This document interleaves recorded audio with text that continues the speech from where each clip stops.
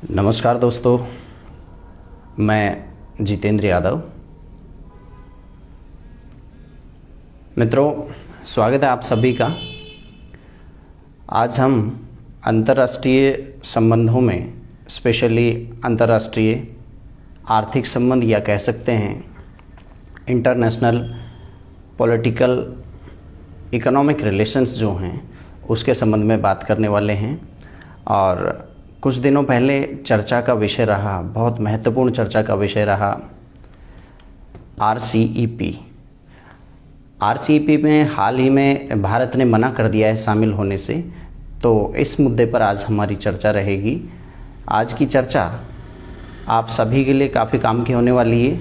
आपके मैं सिर्फ 2 मिनट लूँगा इसमें, जब तक कि मैं कुछ मित्रों को शेयर कर देता हूँ।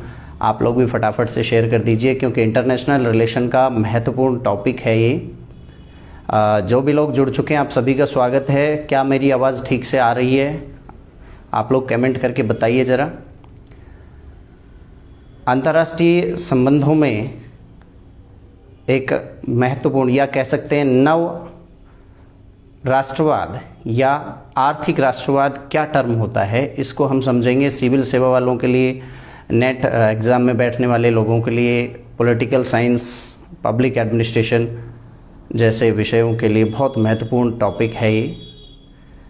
सिर्फ आपके कुछ सेकंड और लूँगा मैं, तब तक आप भी इसे मित्रों को शेयर कर दीजिए। बहुत काम की क्लास या बहुत काम की परिचर्चा होने वाली है। मैं आपसे गुजारिश करूँगा कि इसको सिर्फ प्रवचन ना बनने दें, मेहरबानी करके।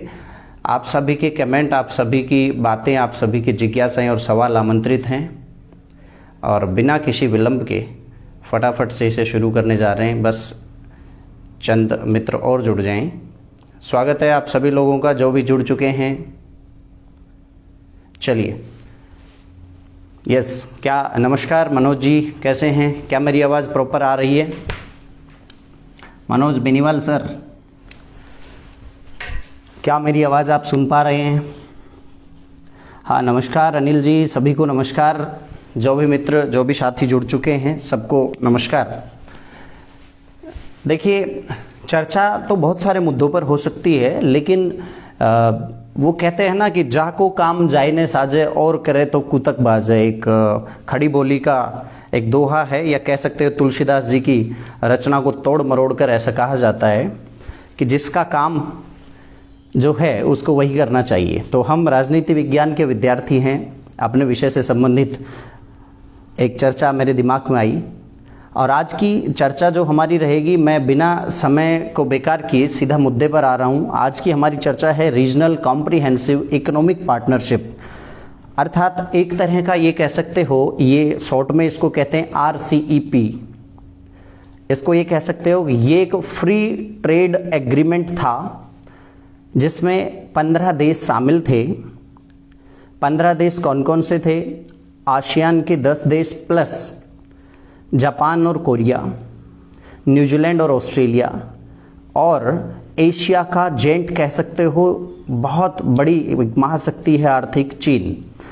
तो ये सारे देश मिलकर एक रीजनल कॉम्प्रिहेंसिव कह सकते हो या एक रीजनल फ्री ट्रेड जोन बनाना चाह रहे थे। एशिया में ऐसा कोई घटना घटे और भारत उसमें शामिल ना हो, ऐसा कैसे हो सकता है? पर असल में ये FTA होता क्या है? मित्रों, कुछ तकनीकी शब्द हैं, कुछ टेक्निकल टर्म्स हैं, उन टर्म्स की मैं चर्चा करते हुए आगे बढ़ूंगा। आपने सुना होगा, अभी हाल ही में करंट का सवाल है, करंट की चर्चा, करंट जो है समाचारों में ये रहा है बहुत ज़्यादा कि भारत 2013 से और 2020 तक बहुत बड़ा बर्निंग इशू रहा, RCEP उस पर साइन नहीं किया है। भारत उस एग्रीमेंट से बाहर हो गया है। इसी के साथ साथ आपके जहन में कुछ सवाल आते होंगे, जैसे नाफ्टा, साफ्टा, ये क्या है? साफ्टा और साप्टा, फे और पे का अंतर है, तो ये क्या है? इन सबको समझने से पहले, और मूल बिंदु है हमारा regional comprehensive economic partnership agreement, इस पर जाने से पहले मैं बड़ी सरल भाषा में आपको कुछ चीजें क्लियर करना चाहूंगा। देखिए, वास्तविकता ये है कि हमारी आज की चर्चा अंतर्राष्ट्रीय आर्थिक संबंधों पर आधारित है। तो ये अंतर्राष्ट्रीय जो आर्थिक संबंध हैं, बेसिकली ये आर्थिक संबंध मैं इनको कहूँ या इनको कुछ और कहूँ, मैं इनको इंटरनेशनल पॉलिटिकल इकोनॉमिक्स का एक पार्ट कह सकता हूँ। अंतर्राष्ट्रीय राजनीतिक अर्थव्यवस्था। मित्रों, यहाँ मैंने एक शब्द लिया इंटरनेशनल पॉलिटिकल इकोनॉमिक्स। तो आगे बढ़ने से पहले ये चीज़ क्लियर कर दूं कि इकोनॉमी और इकोनॉमिक्स दोनों शब्द अलग हैं। यहाँ इकोनॉमी की चर्चा होगी। इकोनॉमिक्स हम जब कहते हैं जब हम आर्थिकी के सिद्धांतों को पढ़ते हैं एक शास्त्र के रूप में। समझ में आया? तो उससे पहले ये सवाल आता है कि सर आर्थिकी क्या होती है? बेसिकली अर्थ क्या है? राजनीति विज्ञान के विद्यार्थी तो बेहतर जानते होंगे। चाणक्य की एक बुक थी जिसका नाम भी अर्थशास्त्र था। तो मित्रों, यहां अर्थशास्त्र से मतलब क्या है इसे जरा समझ लीजिए। अर्थ का मतलब होता है जीविका और शास्त्र का मतलब है जीविका उपार्जन का या जीविका चलाने का एक शास्त्र। और व्यापक समझिए इसे, अर्थात जीवन यापन करने के ग्रंथ का नाम उन्होंने अर्थशास्त्र रखा था। अब जीवन यापन के लिए तो बहुत सारे पहलू होते हैं, बहुत सारे कारक होते हैं, सामाजिक भी, राजनीतिक भी, जिसमें ताकत की, शक्ति की भी जरूरत होती है। आर्थिक गतिविधियां भी संपादित की जाती हैं, राजनीतिक गतिविधियां भी संपादित की जाती हैं। तो आप संक्षेप में अर्थ जहां शब्द आए या आर्थिकी शब्द आए, इसका मतलब होता है आजीविका या जीविकोपार्जन से संबंधित। पुणे में आता हूं। अंतर्राष्ट्रीय संबंध कितने प्रकार के हो सकते हैं? आप कहोगे सर मोटे मोटे रूप में 3 प्रकार के हो सकते हैं, सामाजिक, आर्थिक और राजनीतिक। होता क्या है ये सामाजिक, आर्थिक और राजनीतिक? देखिए, सामाजिक संबंधों को आप पहचान सकते हो। ये संबंध सामान्य, मैं तकनीकी और गहराई में नहीं जाऊंगा, आप इन्हें कल्चरल बिंदुओं के सहारे आगे बढ़ा सकते हो, अर्थात सांस्कृतिक आधारों पर टिके होते हैं ये सामाजिक संबंध। दूसरा बिंदु आता है आर्थिक संबंध, इसकी बाद में चर्चा करूंगा। मैं पहले बोल देता हूं राजनीतिक संबंध, जहां राज्य या उसके वास्तविक स्वरूप सरकार के द्वारा उसके नियंत्रण में, उसके ऑब्जर्वेशन में या उसके डायरेक्शन में संबंधों को दिशा दी जाती है। वो सारे संबंध, वो सारी क्रियाएं, वो सारी गतिविधियां क्या कहलाती हैं? राजनीतिक संबंध कहलाती हैं। सरल और सीधे शब्दों में, यह राजनीति की तकनीकी अर्थ खोजने की गलत चेष्टा नहीं करना कोई भी। चलिए, सामाजिक, आर्थिक और राजनीतिक संबंधों में अब हम आर्थिक संबंधों की बात करते हैं। तो ये आर्थिक संबंध होते क्या हैं? बेसिकली वास्तव में आर्थिक क्षेत्रों में या आप कह सकते हो आर्थिक संसाधनों में, उन संसाधनों के बंटवारे, उनके वितरण, उन संसाधनों की खपत, उनके उत्पादन इत्यादि से संबंधित जो सारे संबंध होते हैं, ये सारे संबंध इसमें चर्चा का विषय होता है। अब मैं आगे बढ़ता हूं। हमारा मूल टॉपिक भूलेंगे नहीं। जो साथी अभी जुड़े हैं सबको नमस्कार, स्वागत है आप लोगों का। हमारा मूल टॉपिक है भारत का RCEP एग्रीमेंट से बाहर होना। बहुत बड़ा झटका है। ग्लोबल टाइम्स ने यह कहा है कि भारत ने अपने पैरों पर कुल्हाड़ी मार ली।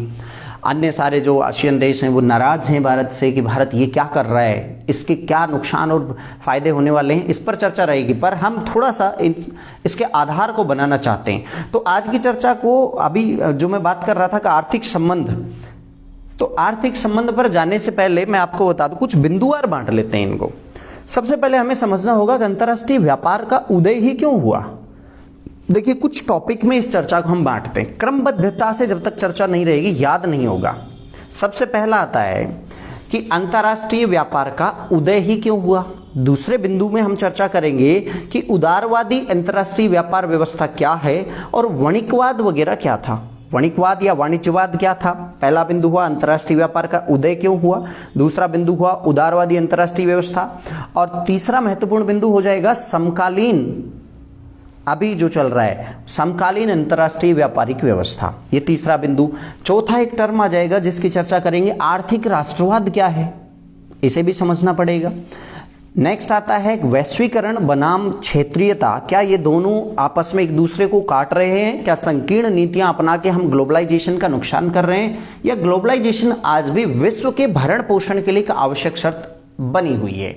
तो वैश्वीकरण बनाम क्षेत्रीयता, ये भी एक बिंदु हो जाएगा। इसमें हम बहुत सारे विचारों को यहाँ चर्चा कर लेंगे, थोड़ा थोड़ा चर्चा कर लेंगे, जैसे वाल्डेन का विचार, अमर्त्य सेन का, जोसेफ स्ट्रगलिन का विचार है, जगदीश भगवती का विचार है। यहाँ मैं इन विचारों में गहराई में नहीं जाऊंगा क्योंकि राजनीति विज्ञान के विद्यार्थियों के काम के हैं, आप सबके काम के नहीं है और ये परिचर्चा भारी हो जाएगी, इसलिए इन विचारों को साइड में करेंगे। इसके बाद लास्ट में मैं जिस बात चर्चा कर रहा हूं, राजनीतिक अर्थव्यवस्था जो पूरे विश्व के परिदृश्य में हम देख रहे हैं, इस वैश्विक राजनीतिक अर्थव्यवस्था की समीक्षा जरूर करेंगे कि इसके क्या लेना देना है, इससे क्या फायदा हो रहा है, क्या नुकसान हो रहा है। चलिए अब क्रमबद्धता से एक एक लाइन में मैं इन बिंदुओं को बता देता हूं, फिर आगे बढ़ेंगे और अपने मूल बिंदु पर आते हैं कि भारत जो अभी RCEP से अलग हुआ है या उस पर साइन करने से मना किया है, कि क्या फायदे और क्या नुकसान होने वाले हैं। सबसे पहला बिंदु अंतर्राष्ट्रीय व्यापार का उदय। मित्रों बड़ी सरल सी बात है। अंतर्राष्ट्रीय व्यापार का उदय तकनीकी रूप से आप समझो तो एडम स्मिथ और रिकार्डो के सिद्धांतों पर हुआ। दो अर्थशास्त्री आते हैं, एडम स्मिथ और रिकार्डो। इनका एक बड़ा सिंपल सा सिद्धांत था। स्मिथ का तो था श्रम विभाजन का और रिकार्डो का था तुलनात्मक लाभ का सिद्धांत। कौन से सिद्धांत? श्रम विभाजन और तुलनात्मक लाभ का सिद्धांत। जरा सरल भाषा में समझिए। जैसे जैसे व्यवस्थाएं बनी, राज्य बने, समाजों ने या राज्यों में या उनमें रहने वाले व्यक्तियों के पास सीमित क्षमताएं थी। समझ में आया? सीमित संसाधन थे। अब सीमित संसाधनों से असीमित आवश्यकताएं कैसे पूरी हों? तो आप कहोगे सर ये तो बड़ा सरल है कि भैया आपके पास जो है आप मुझे दे दीजिए, मेरे पास जो है मैं आपको दे देता हूं। मतलब कोलैबोरेशन की भावना, सहयोग की भावना। हाँ बिल्कुल आप सही समझे हो। लोक प्रशासन के विद्यार्थी इसको कह देते हैं सांगठनिक अवधारणा, अर्थात संगठन का जन्म तभी हुआ था। कोई बात नहीं, हमें संगठन से कोई मतलब नहीं। ये व्यापार शब्द यहीं से शुरू होता है। व्यापार नाम की अवधारणा दो आधारभूत बातों पर टिकी हुई है। पहली बात कौन सी है? श्रम का विभाजन। अर्थात ये मानकर चलो कि पूरी व्यवस्थाएं, जितने भी व्यवस्थाएं होती हैं उनमें निश्चित श्रम विभाजन होता है। अर्थात प्रत्येक व्यक्ति हर एक काम का विशेषज्ञ नहीं होगा। किसी को कुछ में विशेषज्ञता है, किसी को किसी काम में विशेषज्ञता है, किसी में कोई हुनर है तो किसी में कोई भी हुनर है। इसका मतलब समाज में श्रम का पूरी तरह से क्या है? विभाजन है। ये बात बहुत अच्छी है। इसका मतलब ये हुआ कि यदि बांग्लादेश के पास जूट उत्पादन बहुत अच्छा है तो हमारे पास जूट उद्योग बहुत अच्छा है, उसमें हमें हुनर है, एक्सपर्टीज है। ठीक है भैया।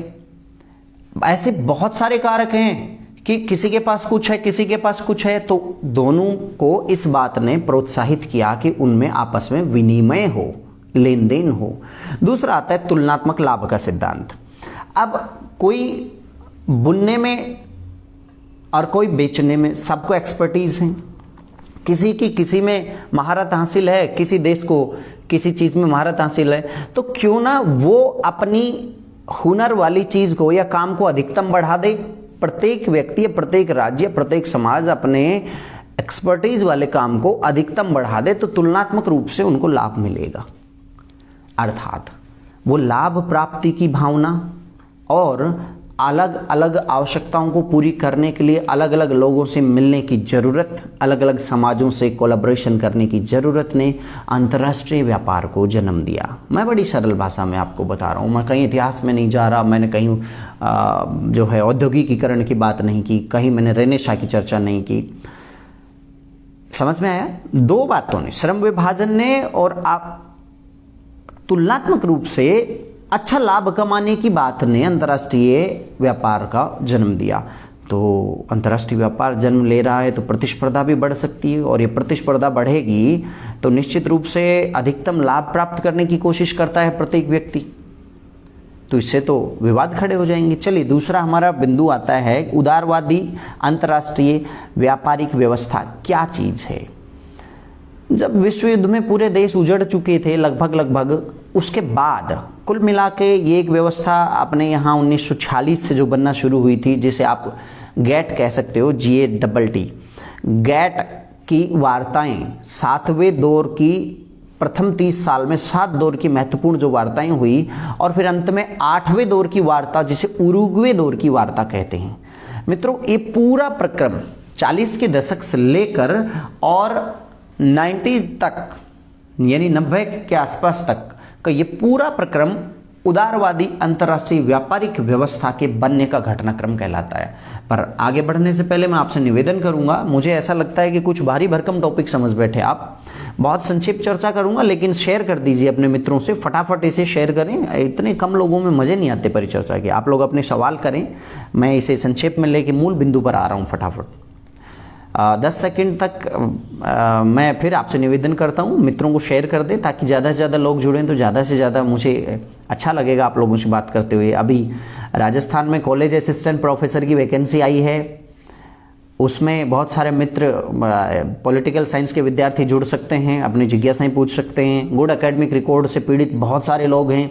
इधर अध्यापक भर्ती के संबंध में बेरोजगार संघ एक आंदोलन चला रहा है, उससे संबंधित भी आप लोग प्रश्न पूछ सकते हो, या कोई भी और जिज्ञासा है सब्जेक्ट से रिलेटेड अंतर्राष्ट्रीय संबंधों में हम चर्चा करेंगे।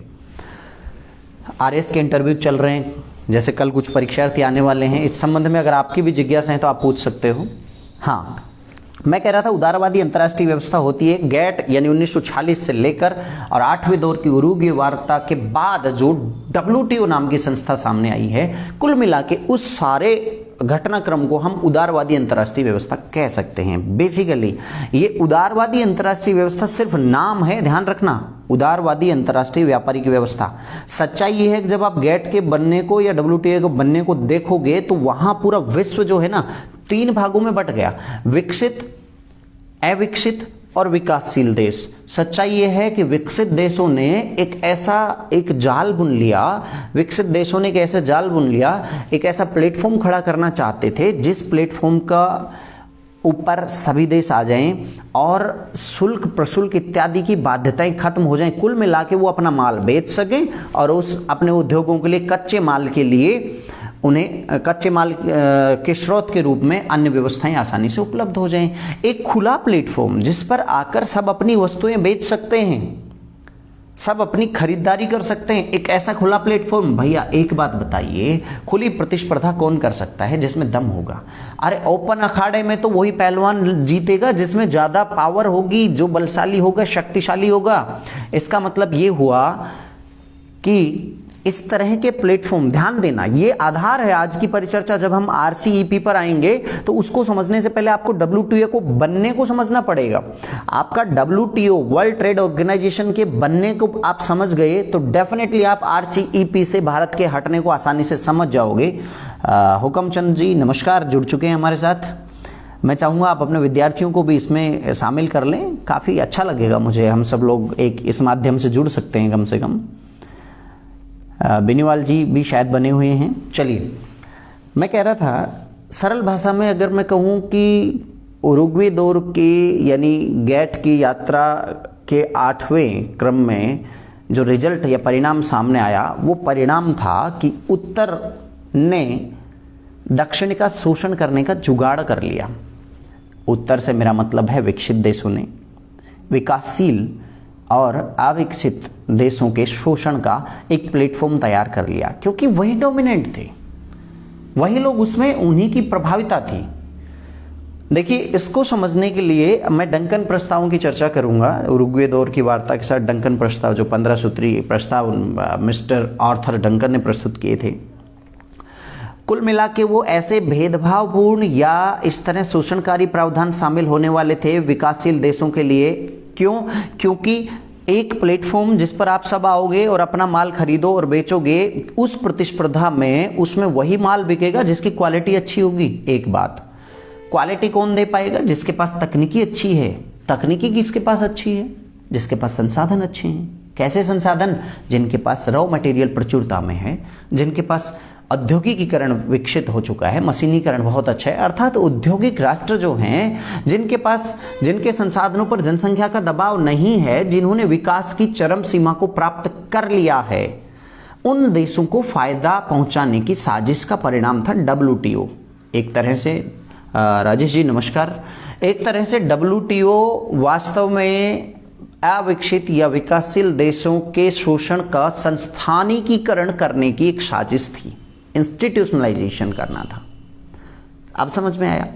तो इस तरह की जब कभी उदारवादी अंतर्राष्ट्रीय व्यापारिक व्यवस्थाएं बुनने की कोशिश की जाती है, समझना मैं जो कह रहा हूं, जरा जोर दे रहा हूं इस बात पे। जब कभी अंतर्राष्ट्रीय परिदृश्य में कोई एक प्लेटफॉर्म या पोडियम अंतर्राष्ट्रीय व्यापार को आसान बनाने के लिए किया जाता है, तो आप ये समझ लेना कि वो किसी के कल्याण के लिए नहीं। अरे भैया, व्यापारी किसका कल्याण करेगा? समझ सकते हो, व्यापारी सिर्फ और सिर्फ लाभ के सिद्धांत पर काम करता है। और व्यापार कौन करता है? जिसके पास वस्तु होती है, जिसके पास संसाधन होते हैं।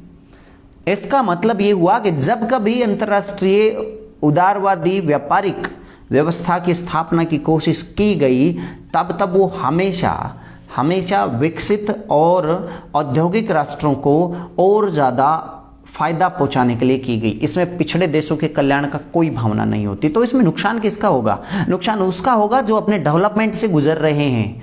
नुकसान उसका होगा जिनके पास तकनीकी पर्याप्त मात्रा में नहीं है। नुकसान उसका होगा जिसके पास रॉ मटेरियल तो पर्याप्त है, परंतु उसको प्रसंस्कृत करके या उसको प्रसंस्करण करके परिपक्व माल नहीं बना सकते, तो उनका दोहरा शोषण होता है। अर्थात विकासशील देश सबसे ज्यादा लूटते हैं, पिटते हैं। यही कारण रहेगा आगे चल के RCEP से भारत के नकारने का, क्योंकि भारत आज उस स्थिति में नहीं है। चलिए, अगला जो बिंदु था, ये तो थी उदारवादी व्यवस्था। अब मैं तीसरा बिंदु जो मैंने आपको बताया था कि उदारवादी अंतर्राष्ट्रीय व्यवस्था, अब आता है समकालीन अंतर्राष्ट्रीय व्यवस्था। अब ये उदारवादी अंतर्राष्ट्रीय व्यापारिक व्यवस्था तो हो गया WTO एटसेट्रा का सारा प्रपंच। तो अभी जो कंटेम्परेरी इंटरनेशनल ट्रेड जो संरचना है, ये व्यवस्था है, वो क्या है? सच्चाई ये है कि समकालीन अंतर्राष्ट्रीय व्यापार व्यवस्था कुछ भी नहीं है। ये आप कह सकते हो कि भावी समय का चित्र पूरी तरह से अनिश्चित है। क्यों? क्योंकि रोज नए नियम बनते हैं, रोज उनमें अड़ंगा आता है। हम कुल मिला के ये कह सकते हैं कि अभी जो अमेरिका जैसी बहुत बड़ी अर्थव्यवस्थाएं हैं, चीन है और G7 जो देश हैं, कुल मिला के इन देशों को ही फायदा पहुंचाने की स्थिति में आज समकालीन समय में भी ये व्यवस्था काम कर रही है। अब एक टर्म मैं बताता हूं, आर्थिक राष्ट्रवाद। भाई, राष्ट्रवाद क्या है? उसमें आर्थिक शब्द लगा दो, बड़ा सिंपल है। राष्ट्रवाद क्या है? आपने समझना जरा, राष्ट्र एक जो शब्द है ना, ये शब्द सांस्कृतिक टर्मिनोलॉजी है, राजनीतिक नहीं है। राष्ट्र एक भावना होती है, एक सांस्कृतिक शब्दावली है। राष्ट्रवाद होता है अपने देश को शक्तिशाली बनाने की भावना, अपने देश को केंद्र में रखकर सोचने वाली भावना। ठीक है, राष्ट्रवाद। तो इस टर्म के आगे हमने लगा दिया आर्थिक राष्ट्रवाद। अगर एक लाइन में मैं कहूं तो राजनीतिक शक्ति के लिए आत्मनिर्भरता तो राष्ट्रवाद कहलाती है। किसके लिए? राजनीतिक शक्ति के लिए आत्मनिर्भरता, मतलब मेरे पास सैनिक शक्ति हो, मेरे राज्य की संप्रभुता इतनी मजबूत हो, मेरा देश जहां बोले उसकी डंका बजे, उसकी तूती बोले, मतलब देश के वीजा में एक वजन होना, देश की बात किसी भी प्लेटफॉर्म पर वो खड़ा होकर बोले तो सब लोग सुने। That is political power. ये इस तरह की भावना है। राजनीतिक शक्ति के लिए आत्मनिर्भरता की भावना को हम कह सकते हैं राष्ट्रवाद। दूसरा है आर्थिक शक्ति। आप इसी को ध्यान में रखना, राजनीतिक शक्ति के लिए आत्मनिर्भर, राजनीतिक शक्ति के लिए आत्मनिर्भर होने के लिए आर्थिक शक्ति को केंद्र बनाना। आई रिपीट, राजनीतिक शक्ति के लिए आत्मनिर्भर होने के लिए जब हम आर्थिक शक्ति को केंद्र बना लेते हैं या आर्थिक शक्ति बनना जरूरी होता है ऐसा मान लेते हैं, तो इसी को कहते हैं आर्थिक राष्ट्रवाद। बड़ा सरल भाषा में मैं एक उदाहरण दूंगा। माओ त्से तुंग आपने सुना होगा, चाइनीज एक बहुत बड़े विद्वान या आधुनिक चीन के निर्माता कह सकते हो, माओ जेडांग भी कहते हैं। तो उन्होंने हजारों पुष्प खिलने दो जैसे नारे दिए, सतरंगी क्रांति दी, बैक टू बैक रिवॉल्यूशंस, मतलब बहुत सारी क्रांतियों के माध्यम से चीन को खड़ा कर दिया। ठीक है, उनके पीछे एक भावना थी। आप भी इसी भावना से चलेंगे तो ज्यादा बेहतर रहेगा। हर घर, हर रसोई, हर राज्य, हर समाज की बात है। मित्रों, आगे बढ़ने से पहले मैं एक शब्द बता दूं आपको कि कोई भी व्यवस्थाएं, वास्तव में कोई भी व्यवस्थाएं, कैसी भी व्यवस्था, मैं व्यवस्था की बात कर रहा हूं, कोई भी व्यवस्था का आधारभूत कारक मनुष्य होता है। समझ में आया? उसकी आधारभूत संरचना सांगठनिक होती है। That is clear. तो मनुष्यों के व्यवस्थित समाज यानी राज्य जिन्हें आप कह सकते हो, इन तमाम में यही बात काम आएगी। देसी भाषा में आप कहो तो बाप बड़ा ना भैया, सबसे बड़ा रुपया। भाई आप लाख बुराइयां करते हो, आप में बहुत कुछ, पता नहीं आपका चरित्र ऐसा वैसा और जैसा भी हो, पर आपके पास पैसा है, सब मानते हैं। एक गरीब है, उसमें हजारों बुराइयां आ जाती हैं। गरीबी सबसे बड़ा पाप इसीलिए कहा जाता है। और आप धनवान हैं, आपकी बात सब सुनेंगे। भाई आदमी बड़ा समझदार है। आर्थिक शक्ति केंद्र में आ जाती है या आर्थिक शक्ति बनना जरूरी है राजनीतिक शक्ति बनने के लिए, ऐसी सच को स्वीकार कर लिया था चीन ने। यही कारण है कि हम और वो लगभग एक साथ गणतंत्र बने, लेकिन आज चीन कहां पहुंच गया और हम कहां बैठे हैं। ये बात अगर जब उनको समझ में आई, हमारे देश को भी समझ में आ जाती। ये बात निश्चित है कि हम दुनिया का भला या दुनिया बदलने चले हैं, उससे पहले अपने आप को बदलना पड़ेगा और उसके लिए भी सबसे पहले संपन्न बनना पड़ेगा। चीन ने इस बात को बहुत पहले समझा। आज भी वो आर्थिक शक्ति, देख लीजिए कि डोकलाम विवाद हो या अभी पेंगोंग झील का मामला हो, जो अभी लद्दाख में तनाव चल रहा है, इस मामला हो, अगर आप तटस्थ विश्लेषण करना चाहते हो भारत चीन रिलेशन का, तो आपको इस शब्द को गहराई से समझना पड़ेगा। कौन से शब्द को? आर्थिक राष्ट्रवाद को समझना पड़ेगा। चीन आर्थिक राष्ट्रवाद की पॉलिसी पे चलता है, बाकी और देश सबकी समीक्षा नहीं कर रहा, पर कम से कम व्यापारिक राष्ट्र तो चलते ही चलते हैं, जिन्हें हम व्यापारिक राष्ट्र कह सकते हैं। चाइना इस बात को गहराई से समझता है कि देश को राजनीतिक रूप से शक्तिशाली करना है, इसीलिए तो उसने देखिए ट्रांस अफ्रीकन रेल मार्ग बिछाया, सी पैक के माध्यम से पाकिस्तान को गुलाम बना लिया। देखिए कैसा राष्ट्रवाद। मैं उदाहरण देता हूं 2-4। मालदीव को इतना कर्जा दे दिया कि वो चुकाते चुकाते मुझे लगता है पूरा देश गिरवे रख लेगा। फेसबुक पे मेरे पहले लाइव किए हैं मैंने, भारत मालदीव संबंधों पे बहुत विस्तार से चर्चा की है इस पर। मालदीव को इतना कर्जा दे दिया कि उसे कर्ज के बोझ के नीचे दबा दिया। श्रीलंका में देखिए, श्रीलंका को हार कर वो पिछले दिनों जो हम्बनटोटा विवाद था, आपने सुना होगा, वो भी उसके इसको मैं किसी भी सूरत में नव उपनिवेशवाद की समान एक बात कह सकता हूं, एक तरह का नया उपनिवेशवाद। सच्चाई ये है कि राजनीति विज्ञान के विद्यार्थी इसे चेक डिप्लोमेसी के रूप में जानते हैं। चेक डिप्लोमेसी अर्थात वो कैश देकर, चेक देकर आपको और कूटनीति खेलता है, आपको अपने दबाव में लेता है। इसके पीछे वास्तव में भावना क्या है? उस चाइना की हमेशा एक पॉलिसी रहती है, जहां जाओ छा जाओ। इन सब बातों के पीछे उसकी भावना वास्तव में क्या है? वो राष्ट्रवाद, राजनीतिक राष्ट्रवाद नहीं, आर्थिक राष्ट्रवाद के पीछे चलता है।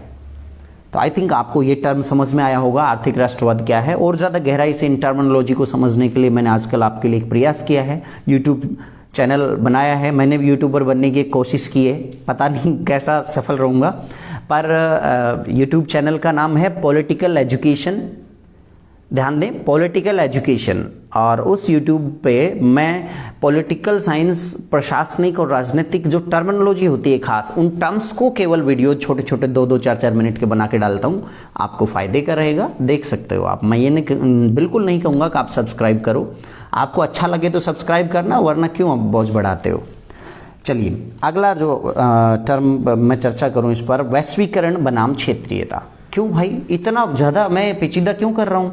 छोटा एक लाइन में बोलता हूं। वैश्वीकरण जो यूएसएसआर के टूटने के बाद, या एक नया नाम देता हूं आज आपको, प्रथम विश्व युद्ध जिसका परिणाम था, द्वितीय विश्व युद्ध जिसका आधार था, वो चीजें टूटने के बाद, तो वो चीज क्या थी? वो थी संरक्षणवाद, प्रोटेक्शनिज्म। अमेरिका ने संरक्षणवादी नीतियां अपनाई, जर्मनी ने संरक्षणवादी नीतियां अपनाई, चाहे उसके पीछे भावना राष्ट्रवाद की रही हो, जिसे आप सांस्कृतिक आधार मान सकते हो। जर्मन ने नस्ल को आधार बनाया, अमेरिका ने किसी और चीज़ को, बाद में चर्चा करेंगे इस मुद्दे पर मैं बात कर रहा था कि वो वैश्वीकरण जो 1991-92 में शुरू हुआ, भारत में भी कह सकते हो वो दौर था, नरसिम्हा राव की सरकार थी, हमारे माननीय मनमोहन सिंह जी वित्त मंत्री थे। उस वक्त भारत ने जो उदारीकरण अपनाया, चाहे किसी भी परिस्थिति में, हम बहुत छोटे छोटे थे, बहुत छोटे, मुझे याद नहीं, शायद बाद में परिचर्चा में सुना होगा, लोग गांव में गलियों में भी चर्चा करते थे। डंकन तो नाम आता नहीं था, वो कहते थे डंकल प्रस्ताव आ रहा है, देश फिर से गुलाम होगा। वो दौर था। आर्थर डंकन का जो प्रस्ताव आया 94, 95, 96 बाद की बात कर रहा हूं मैं, WTO बना, उसकी शर्तों को भारत ने एक्सेप्ट किया, लागू किया, उस दौर की मैं चर्चा करना चाह रहा था। तो वो एक दौर था कि विश्व समाज बनने की तरफ अग्रसर था, सब देश एक दूसरे के साथ मिल रहे थे, एक दूसरे के लिए दरवाजे खोल रहे थे, चाहे उसके परिणाम आगे जाके जो भी निकले, सीधा सीधा मैं बता चुका, विकसित देशों को फायदा होने वाला था। पर वैश्वीकरण का मतलब, वैश्वीकरण एक ऐसी क्या है, सिद्धांत है कि अवधारणा है? क्या है वैश्वीकरण? कुछ भी नहीं है। सिविल सेवा के विद्यार्थी ध्यान से सुने, आपको आ जाए RS में क्वेश्चन आ जाए, 2 नंबर का क्वेश्चन है, सीधा सिर्फ लिख दिया वैश्वीकरण, क्या बोलोगे इस पे? वैश्वीकरण एक ऐसी प्रक्रिया है, अगर लिख दिया वैश्वीकरण एक ऐसा सिद्धांत है तो एग्जामिनर देखते ही काट देगा। सिद्धांत नहीं है ये, एक प्रक्रिया है। वैश्वीकरण एक ऐसी प्रक्रिया है जिसमें अंतर्राष्ट्रीय संबंध और विस्तृत होते हैं, जिसमें 2 या अधिक देश आपस में संक्रियाएं करते हैं, हर पहलू पर, सामाजिक, आर्थिक और राजनीतिक पहलू के संबंध में वैश्विक संबंध बनते हैं, यही वैश्वीकरण है। तो वैश्वीकरण एक प्रक्रिया है, गहराई से समझें हर चीज को। चलिए, वैश्वीकरण बनाम क्षेत्रीयता। अब ये क्षेत्रीयता क्या है? प्रोटेक्शन देना अपने एरिया को, संकीर्ण सोच, अपने देश की बात, मतलब मैं और मेरा, कहीं ना कहीं संरक्षणवाद का दूसरा रूप। क्षेत्रीयता मैंने नाम लिया, मैंने संरक्षणवाद नहीं। भाई मुझे तो मोदी जी की नीतियों में भी संरक्षणवाद नजर आता है। जब उन्होंने 2015 में कहा आत्मनिर्भर भारत, यह तो सीधा सीधा संरक्षणवाद की तरफ ले जा रहा था। हां, आत्मनिर्भर भारत वास्तव में आर्थिक राष्ट्रवाद का पर्याय है। आर्थिक राष्ट्रवाद, देर आए दुरुस्त आए, पर होना चाहिए। चलिए आगे बढ़ते हैं। दूसरा, आत्मनिर्भर भारत जैसा एग्जांपल मैं दूंगा ट्रंप की नीतियों को। ट्रंप ने बहुत सारे चाइना के माल पे एंटी डंपिंग शुल्क लगा दिया और काफ़ी सारी चीज़ें की उन्होंने, उठापटक, मतलब एक तरह से ये कह सकते हो, आपने देखा ट्रेड वार देखा पिछले ट्रंप के लास्ट 2 साल के कार्यकाल में, 2-2.5 साल के कार्यकाल में। तो वो सब क्या था? वो सब प्रोटेक्शनिज्म था, संरक्षणवाद का एक प्रारूप था।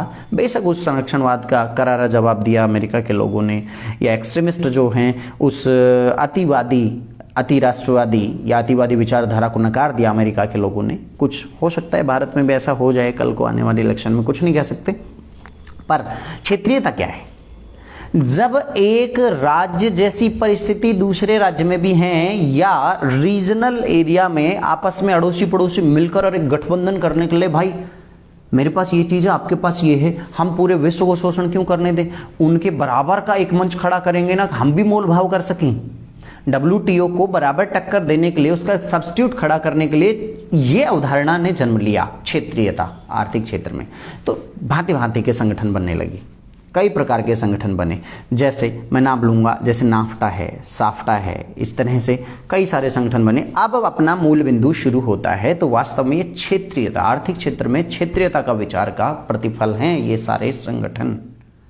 क्यों आए, क्या जरूरत थी? एक लाइन में जवाब दे सकते हो अब कि साहब, जो जिसे उदारवादी अंतर्राष्ट्रीय व्यापारिक व्यवस्था का नाम देकर हमारे सर पर लादा गया था, उदारवादी अंतर्राष्ट्रीय व्यापारिक व्यवस्था, जैसे WTO इत्यादि, वो हम पर थोपा गया था, वो वास्तव में हमारे शोषण के प्लेटफॉर्म बनकर रह गए।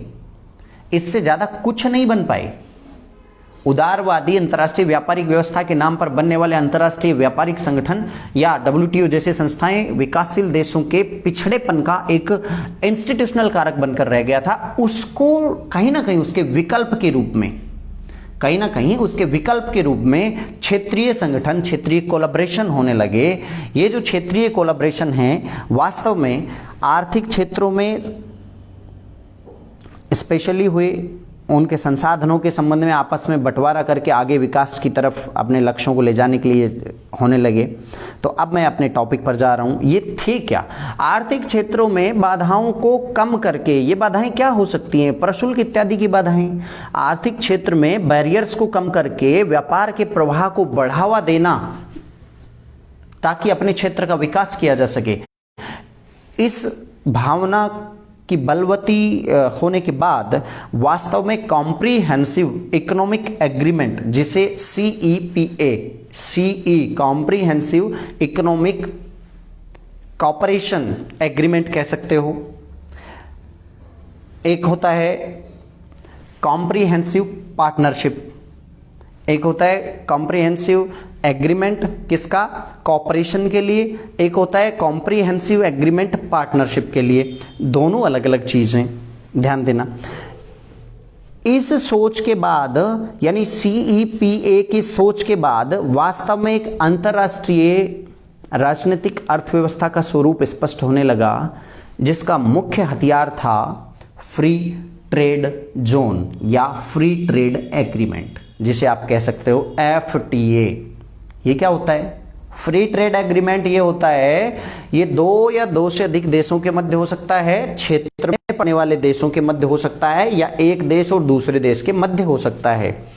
व्यापार को आसान बनाने के लिए एक समझौता किया जाता है जिसे FTA फ्री ट्रेड एग्रीमेंट कहते हैं। इस फ्री ट्रेड एग्रीमेंट FTA की दो फुल फॉर्म हो सकती हैं। फ्री ट्रेड एरिया भी FTA को ही कहते हैं, अर्थात एक बिल्कुल प्रशुल्क मुक्त या बिल्कुल स्वतंत्र व्यापारिक क्षेत्र का निर्माण कर दिया जाए। जैसे दक्षिण का अलग या दक्षिण एशियाई क्षेत्रों का एक संगठन बन गया, जिसे आप कह सकते हैं साप्टा, साफेटा नहीं, साप्टा, SAPTA, ठीक है। साउथ एशियन, इसमें ऐसे का मतलब है साउथ एशियन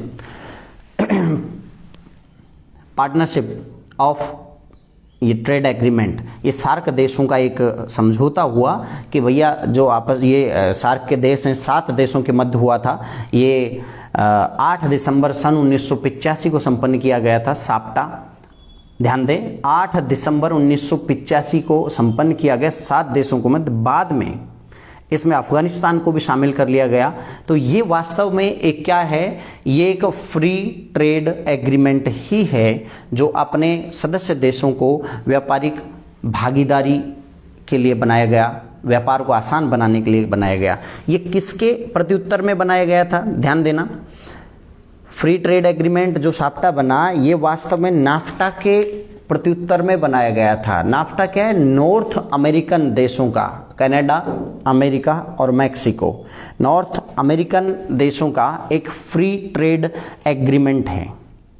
इसको क्या कहते हैं? इसको नाफ्टा कहते हैं। 1 जनवरी 1994 को साइन किया गया था। नाफ्टा की तरह उसी की तर्ज पर हमने भारत के नेतृत्व में साप्टा बनाया। तो ये एक क्षेत्रीय शक्तियां अपने आपसी व्यापार को आसान बनाने के लिए बनाती हैं। ध्यान देना भाई, एक मंच उपलब्ध करवा दिया कि चलिए एक मंच है, अपन 4-5 देश मिलकर व्यापार के लिए बहुत आसान नीतियां बनाएंगे, एक दूसरे के बैरियर्स को उठाएंगे। फायदा किसको होगा? आपने WTO के अंतर्गत समझा, फायदा उसी को होगा जो विकसित है। व्यापार में फायदा किसको होगा? जिसके पास तकनीकी अच्छी है, जिसके पास सारी चीजें बहुत आसान है। कंपीट करने में कौन आगे जाएगा? विकसित देश आगे जाएंगे। तो जाहिर सी बात है कि इस तरह के एग्रीमेंट कहीं भी किए जाएं, अंतर्राष्ट्रीय स्तर पर किए जाएं या क्षेत्र में किए जाएं, नुकसान विकासशील देशों का होगा। इसी तरह हमारा आसियान देशों ने एक परिचर्चा चलाई 2013 से लेकर 2020 तक वो परिचर्चा चली। अभी 2020 ये परिचर्चा क्या थी कि दक्षिणी पूर्वी एशियाई देशों के एक एग्रीमेंट किया जाए, और उस एग्रीमेंट का नाम था RCEP, regional comprehensive economic partnership agreement. मैं रिपीट कर देता हूं, RCEP, regional comprehensive economic partnership. ध्यान दें, ये कुछ ज्यादा था, व्यापार एग्रीमेंट से कुछ ज्यादा था। कितने देशों के मध्य हुआ था बताने से पहले एक बार निवेदन करूंगा, शेयर कर दीजिए। पता नहीं लोग खाना खाने चले गए, कहाँ चले गए, इतने कम लाइव आ रहे हैं, मजे नहीं आते बातचीत में। और आप लोगों के एक भी कमेंट नहीं आई है, क्या आप लोगों की जिज्ञासा नहीं है पूछने की? तो 15 देशों के मध्य ये संपन्न हुआ। अगर भारत इस पर साइन कर देता तो 16 देशों का ये एक समझौता हो जाता। और वास्तव में ये समझौता क्या है, देखिए कुछ फैक्ट है, मैं आपको बता देता हूँ RCEP के बारे में। इसमें ये एक ऐसा समझौता है कि एक दूसरे के आयात निर्यातों पर टैक्स को घटाकर कितनी कटौती करी? लगभग 90% टैक्सेस समाप्त कर दिए जाएंगे। RCEP संपन्न होने के बाद 90% टैक्सेस को समाप्त करने की घोषणा ये एग्रीमेंट करता है। बड़ी अच्छी बात है, सुनकर बड़ा अच्छा लगेगा साहब, ये तो बहुत अच्छा होता। भारत का माल बिना टैक्स के बिक जाता चाइना में। अरे भैया, भारत का तो बिक जाता, लेकिन भारत का माल उनकी तकनीकी के सामने टिक पाएगा क्या?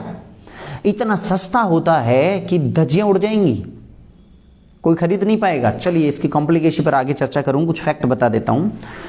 लगभग इसमें शामिल सदस्य जो 15 देश हैं और भारत शामिल हो जाता तो 16वां देश हो जाता, तो लगभग पूरे विश्व की आप ये कह सकते हो 25 ट्रिलियन डॉलर या पूरे विश्व की लगभग 30% अर्थव्यवस्था इन देशों की है। सुरेश जी नमस्कार, सुभाष जी नमस्कार। मैंने कहा लगभग वैश्विक 30% अर्थव्यवस्था की भागीदारी रखते हैं ये देश, इतना वेटेज है। क्या कर लेगा WTO इस एग्रीमेंट के आगे? पूरे विश्व को आर्थिक क्षेत्र में हिला देने वाला एग्रीमेंट हुआ है RCEP। 25 ट्रिलियन आप किसे कहते हैं आप समझ सकते हो, 25 ट्रिलियन डॉलर की अर्थव्यवस्था इनके सम्मिलित रूप से है। 10 आसियान देश, मैं रिपीट कर देता हूं कौन कौन देश इस एग्रीमेंट में हैं। 10 आसियान देश प्लस जापान और कोरिया, दोनों साथ साथ हैं, आसानी से याद हो जाएंगे। न्यूजीलैंड और ऑस्ट्रेलिया आसानी से याद हो जाएंगे, और एक चीन, यानी 10 + 5 15 देशों का ये एक एग्रीमेंट संपन्न हुआ। ठीक है, अब देखो भारत इसमें शामिल नहीं हुआ। पूरे विश्व के सब देशों ने दबाव डाल लिया कि भारत शामिल हो। इन देशों ने बड़े निवेदन किए, चाइना, अलग अलग देशों से अलग अलग बातचीत भारत ने चलाई, पर भारत अंत समय में इससे वापस हो गया। मैं थैंक्स बोलूँगा भारत सरकार को कि अपने पैरों पर कुल्हाड़ी मारने से बच गए, अपने देश को बर्बाद, अपने देश के उद्योगों को बर्बाद होने से उन्होंने बचा लिया। अंकुर जी नमस्कार, अभिषेक सर कैसे हैं? तो देखो सच्चाई क्या है, होता क्या भाई इसमें शामिल हो जाते तो होता ये कि वो लोग धड़ाम से अपना माल उड़ेल देते भारत में, क्योंकि कोई टैक्स तो लगता ही नहीं। भारत का बाजार इतना बड़ा है, ताइवान को देखिए, कोरिया को देखिए, जापान को देखिए, चीन को देखिए, उनकी तकनीकी इतनी उन्नत है भारत से। किसी भी सेक्टर को ले लीजिए, किसी भी सेक्टर को, इलेक्ट्रॉनिक्स बाजार में तो आप जानते हैं आज भारत में हर 5 चीज़ों में हाथ मारो, 5 में से 2 चीज़ चाइनीज़ प्रोडक्ट या तो सीधा सीधा होगा या बाहर से, नहीं तो अंदर से उसमें कुछ ना कुछ साला चाइनीज़ जरूर लगा होगा। मतलब बड़ा लोचा है, कहीं देख लो आज भारत, और भारत का ढांचा है पर मुझे लगता है उसके अंदर सारा माल भरा हुआ चाइनीज है। आजकल तो विचार भी चाइनीज होने लग गए लोगों के, मतलब टिकाऊ नहीं। चलिए ये चीज़ बात की है। मैं कह रहा था भारत को वो एक डंपिंग यार्ड की तरह इस्तेमाल करेंगे अगर टैक्स को हटा दिया तो, उठा के पूरा माल उड़ेल देंगे, भारत के बाजार को पाट देंगे। भारत कैसे इससे निजात पाएगा? ताइवान और चीन में लगभग समान रेट है। एक उदाहरण के तौर पे मैं बात करता हूँ, विश्व का सबसे बड़ा स्टील निर्माता चीन है। बेशक हमारे पास प्रचुर मात्रा में लोहा भी है, कोयला भी है, सब चीज़ हैं, पर हम उनका स्टील हमसे उन्नत क्वालिटी का है और हमसे लगभग तुलनात्मक रूप में 10% सस्ता भी है। कौन किसका खरीदेंगे भाई? चीन का खरीदा जाएगा। इलेक्ट्रॉनिक्स किसका खरीदेंगे? चीन का, ताइवान का, कोरिया का खरीदा जाएगा। रोबोटिक या इलेक्ट्रॉनिक्स और इलेक्ट्रिकल चीज़ों में किसका? जापान का और चाइना का खरीदा जाएगा। कपड़े किसके खरीदे जाएंगे? बोला जी कोरिया के, बहुत उन्नत होते हैं, बहुत बहुत सॉलिड और बड़े सस्ते होते हैं, वहाँ से खरीदे जाएंगे। तो भारत का क्या खरीदेंगे? बोले भारत का झंडा खरीदेंगे, अपनी गाड़ी में लगाएंगे, बस, इससे ज़्यादा कुछ नहीं है ना। राष्ट्रवाद। भारतीय सरकार ने बड़े सही समय पे ये फैसला लिया और भारत को डंपिंग यार्ड बनाने से बचा लिया। नुकसान क्या हुआ? बड़े नुकसान भी हुए। चाइना के ग्लोबल टाइम्स ने तो यहाँ तक लिख दिया कि भारत ने अपने पैरों पर कुल्हाड़ी मार ली है। भारत ने कह दिया कि मैं इससे 10-15 साल बाद इसमें शामिल हो जाऊंगा, अभी 15 साल इसमें शामिल नहीं हो रहा। बहुत अच्छा फैसला किया, लेकिन इस 15 साल में उसे बैठना नहीं है। अपने आर्थिक विकास को और तकनीकी विकास को इतना तेज बढ़ाना है कि वो चाइना को कम्पीट कर सके, चाइना को कम्पीट कर सके, उसका जो है प्रतिस्पर्धा कर सके। अंकुर जी लिखते हैं कि हमारे सभी के मोबाइल फ़ोन में कुछ ना कुछ चाइनीज़ जरूर है। बिल्कुल सही है, इस पर मैं चर्चा जरूर करूंगा, कभी इस पर एक वीडियो भी बनाना चाह रहा था। देखो चाइना की पॉलिसी बड़ी सरल भाषा में आपको बता देता हूं, और अगर तकनीकी शब्दावली में वो जहां जाओ छा जाओ की पॉलिसी होती है। तकनीकी शब्दावली में अगर इस बात को समझें तो कुछ इस तरह से समझ सकते हो कि फ़ायदा कौन उठा सकता है, ये सेल किसकी बढ़ेगी? बोल जिसका सस्ता होगा। सस्ता किसका होगा? तकनीकी क्वालिटी मेंटेन करते हुए भी आप अपने माल को सस्ता कैसे करें, एक ही उपाय होता है, उत्पादन को अत्यधिक कर दो, उत्पादन इतना बढ़ा दो, सरप्लस कर दो। उत्पादन बहुत ज़्यादा करोगे, बहुत ज़्यादा, जैसे समझिए मैं पढ़ाता हूँ, मेरे ऑफलाइन के नेट के बैच में मैं समय समय पे अलग अलग मैंने फीस ली। एक उदाहरण के तौर पे समझ लेते हैं, 25,000 फीस में लेता हूँ। कितना? एक सीमित उत्पादन होता है, सीमित मात्रा में स्टूडेंट मुझसे नेट की क्लासेस लेते हैं पॉलिटिकल साइंस की। फीस कितनी? 25,000 रुपये। वही अगर ऑनलाइन रिकॉर्डेड लेक्चर डाल दिया जाए, यानी उसका क्या बढ़ा दिया, मास में उत्पादन किया, उसके उत्पादन को अति बढ़ा दिया मैंने, बहुत ज़्यादा। दूर दराज बैठे जो है सैटेलाइट एरियाज में बैठे, दूर दराज ग्रामीण एरियाज में बैठे लोग भी उसको आसानी से खरीद सकते हैं। मैंने उसकी कीमत कितनी रख दी? मैंने उसकी नॉमिनल चार्ज 2,000 रुपये चार्ज रख दिया। 2,000 रुपये उसका चार्ज रख दिया तो कितने सारे लोग खरीद लेंगे। और घटा दे देते हैं ससुरा, उसको घटा के 500 रुपये उसका कर देते हैं हम। 500 रुपये उसका चार्ज कर दिया तो अब कितना ज़्यादा लोग खरीदेंगे उसे, बहुत ज़्यादा खरीदेंगे। तो फिर भी मुझे फ़ायदा हो रहा है। कीमत घटा दी तो भी मुझे फ़ायदा हो रहा है, due to excess of production. China यही करता है, इतना प्रोडक्शन कर देता है कि पाट देता है, डंप की तरह बना देता है, डंपिंग यार्ड बना देता है हर चीज़ को। आपके मार्केट में घुसेगा तो इसी तरह घुसेगा। देखिए अब उसने एक चीज़, हाँ मनोज स्वामी जी, आप यूजीसी नेट के बारे में क्या पूछ रहे हैं? शायद आप तो पहले से ग्रुप में जुड़े हुए हैं, मेरे स्टूडेंट हैं कुछ ऐसे। अभी शुरू करेंगे, 25 तारीख को नेट का बैच शुरू कर रहा हूं मैं। उसके संबंध में 23 तारीख को अपन जो भी विद्यार्थी पढ़ना चाहता है, 23 तारीख को एक मीटिंग करेंगे। जो रजिस्टर्ड विद्यार्थी हैं रजिस्ट्रेशन करवा सकते हो अभी। 23 तारीख को गूगल मीट पर मीटिंग करेंगे, चर्चा करेंगे सारी चीज़ों की, सिलेबस पर कैसे क्या करेंगे, क्या प्रोग्राम, क्या टाइमिंग, क्या फीस, सब उस पर बता दूंगा, है ना। चलिए आज के इस मुद्दे को मैं आगे बढ़ा के ख़त्म करता हूँ, चर्चा बहुत लंबी हो गई है। तो मैं कह रहा था कि भारत का इन देशों से, आसियान देशों से व्यापार या व्यापार घाटा, जिसे ट्रेड डेफिसिट कह सकते हो, लगभग 64% रहता है। कितना? 64% माइनस। व्यापार घाटा किसे कहते हैं? जब हमारे आयात ज़्यादा होते हैं, निर्यात कम होते हैं। आयात हम ज़्यादा कर रहे हैं, मतलब हमारी पूंजी उनके देशों में बहकर जा रही है और हम उनको निर्यात कम कर पा रहे हैं, इसे कहते हैं फिस्कल डेफिसिट। भी इसी से पैदा होता है। Is it clear? यही होता है डेफिसिट।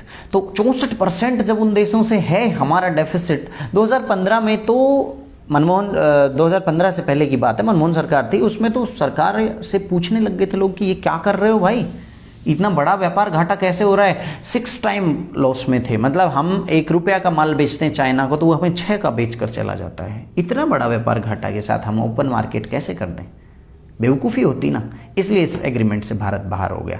अब देखिए भारत ने उससे बात चलाते वक्त एक तकनीकी चीज़ रखी थी। उन्होंने एक ऑटो ट्रिगर मैकेनिज्म बनाया था। मैं रिपीट करता हूँ, चाइना से बातचीत करते हुए इस RCEP के एग्रीमेंट के लिए एक ऑटो ट्रिगर मैकेनिज्म बनाया था। ऑटो ट्रिगर मैकेनिज्म का मतलब है कि एक ऐसी लिमिट सेट कर दी जाए, एक ऐसी लिमिट आयातों पर कि भैया उदाहरण के तौर पे कि 10 लाख का माल ही आप हमारे यहाँ डंप कर सकते हो, भेज सकते हो। उसके बाद ट्रिगर ऑटोमेटिक ऑन हो जाएगा, मतलब उसके बाद आप लिमिट क्रॉस कर चुके और अब हम शुल्क लगा सकते हैं उस पर। इसको बोलते हैं auto trigger mechanism. Suresh ji, हाँ सुरेश जी, कॉलेज लेक्चरर का बैच भी सेम डे को उसी वक्त शुरू करेंगे हम। 25 तारीख को शुरू कर रहे हैं और लगभग शाम का 8 बजे का टाइम रखेंगे। बाकी चीज़ें जो मैं अगली सूचना मैं आपको डाल दूंगा, मेरे स्टेटस में लगा दूंगा, फेसबुक पे भी डालूंगा, उसमें मिल जाएगी, है ना। एक साथ शुरू कर रहे हैं इसको। तो मैं कह रहा था कि RCEP के संबंध में चाइना से बातचीत चाइना ने अलग से बातचीत करी भारत से, भैया आप भी शामिल हो जाओ, मनाने की पूरी कोशिश की। तो भारत ने एक ऑटो ट्रिगर मैकेनिज्म बनाया, अर्थात एक ऐसा सिस्टम जिससे एक लिमिटेड माल ही भारत में आ सके। उसके बाद वो तो ऑटो ट्रिगर यानी उस लिमिट के बाद हम टैक्स लगाएंगे, पर भी चाइना एग्री हो गया। देखिए कमाल की बात, इस पर भी चीन एग्री हो गया।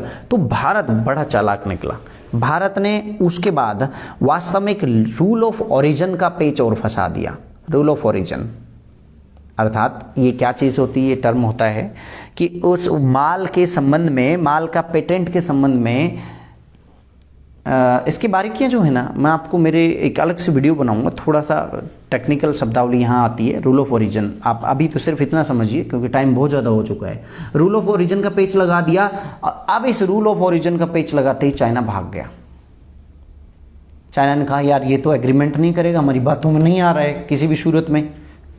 तो भारत इसी बात को लेकर इस एग्रीमेंट से बाहर हो गया कि अगर मुझे एग्रीमेंट में शामिल करना है तो पहले तो ऑटो ट्रिगर मैकेनिज्म बनाइए, ऑटो ट्रिगर मैकेनिज्म के बाद मेरी जो है रूल ऑफ ओरिजिन वाली मांग को मानिए, तब तो मैं इस एग्रीमेंट में शामिल होऊंगा। अब मैं सीधा आता हूँ इसका फायदा और नुकसान। अंतिम 2 मिनट में मैं ये बताना चाहता हूँ कि भारत का RCEP में शामिल नहीं होने से क्या नुकसान हुआ। नुकसान तो इतना सा हुआ कि RCEP के सदस्य राष्ट्र जो अभी 15 मैंने राज्य बताए आपको, 15 देश बताए हैं, उनके खुले मार्केट का फायदा भारत को नहीं मिलेगा। क्या फर्क पड़ता है? इनके लगभग सभी राज्यों से द्विराष्ट्र संबंध या द्विपक्षीय संबंध भारत के हैं, अर्थात उनसे हमने कहीं ना कहीं व्यक्तिगत रूप से अपने एग्रीमेंट कर रखे हैं, कोई फर्क नहीं पड़ना। इसका मतलब ये लॉस जो एक खवा भी पुलाव खिलाया गया था कि भारत के उद्योगों को वहाँ का मार्केट मिलेगा, वहाँ का जो है टैक्स से बेनिफिट मिलेगा, टैक्स नहीं लगेगा, अपना माल बेच सकते हैं। अरे भैया माल कौन सा बेचेंगे? मैंने अभी उदाहरण दिया था आपको। अगर मैं बात करूँ फार्मास्यूटिकल लाइन की, अगर मैं बात करूँ जो है भारी उद्योगों की, अगर मैं बात करूँ जो बेसिक इंडस्ट्रीज हैं या मूलभूत जो मिनरल्स आते हैं उनके उद्योगों की बात करूँ, सब में तो चीन का बोलबाला है, सब में चीन का है। इतना ज़्यादा बढ़ा देगा ट्रेड डेफिसिट को कि हम सोच नहीं सकते, कोई फायदा नहीं होने वाला था। अब फायदा, नुकसान ज़्यादा थे। नुकसान क्या हो सकता था मैं चर्चा कर चुका हूँ। सबसे बड़ा नुकसान तो यही होता कि भारत के उद्योग धंधे चौपट हो जाते, क्योंकि आप जानते हैं कम लागत पर मिलने वाले माल को जनता ज़्यादा खरीदती है। जनता आज भी केवल और केवल 5 मिनट के लिए देशभक्ति दिखाती है, इससे ज़्यादा नहीं।